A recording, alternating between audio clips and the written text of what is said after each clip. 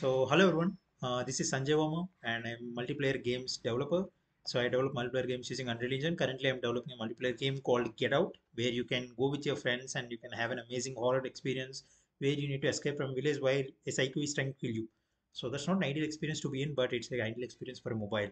So, okay, currently what this video is about touchscreen issues. Like so many people don't know how the touchscreen works, and some people ask me like how your touchscreen works. So I'm going to give you a quick tour on how I implemented my touchscreen so that you guys can also do it. So without wasting any more time, let's get started. So this is my project, and okay, let's go to blueprints, I guess. Yeah, character and UI, character UI. This is where everything works, guys. So pretty much how I make this particular UI is there will be an image. This is the image. Okay. This is the right part of the image. Okay. So whenever I click on that image, so pretty much whenever I am starting any kind of click, I need to know where I start. I need to know the position of my touch, right? So this is what this image, if you scroll down, you're going to have an on mouse button down. Zoom on it. You're going to see a code here. Initially, we are setting the variable is touch to true, and we are getting the screen space position from this particular mouse event, and we are setting it as start location, and we are just returning some stuff. So initially, what we did, we stored our starting location. Got it. Now what we need to do? Now I need to detect when I'm moving my finger. So if you go here, if you go top, if you go to functions, override functions, you're going to find some functions like on touch mode. Okay. If you click on double touch on touch mode, then I'm going to check if is touched, if it is actually true. Okay. If it is true, then I am taking my current screen position, subtracting it my starting location, and I am sending it to a function called rotate player. I'll show you what that is. And then once I send it, I'm going to setting the current position as a start location. Got it, guys?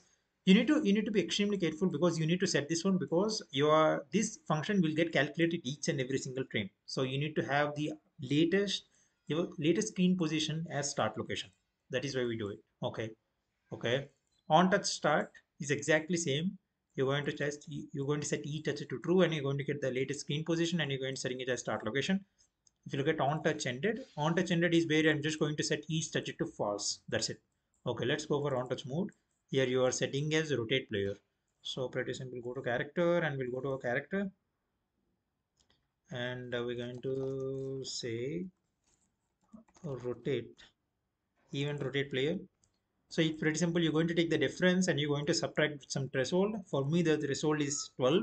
You can change this threshold by having any settings option where you can have a sliding bar of sensitivity. So if the sensitivity is more, then it's going to the x and y value will be less. If the sensitivity is less, then x and y values will be more. So then you just divide it and you're going to set the values add controller yaw input as x value, add controller pitch input as y value, and then we're going to send the pitch to a server. Okay, why we are sending the pitch? So whenever you are looking up and down, you need other guys to see, okay, you are looking up and down. So I need to send the coordinates. I need to send the y value so that I can bend the character in like y direction. So I hope you guys understand what I'm saying. And I'm saying pitch for and you don't need to worry about it. The only thing you need to worry about it is this one. So that's it, guys. So this is my touchscreen tutorial. This is my touchscreen tutorial. I hope you guys understand it. So pretty much we are using some override functions like touch, on touch started, on touch moved, and on touch ended. And we are also using an image just to make sure we have an event called on mouse button down. So we are using combination of all of these to get that difference, and we are sending the difference to an interface function or whatever function you want to send.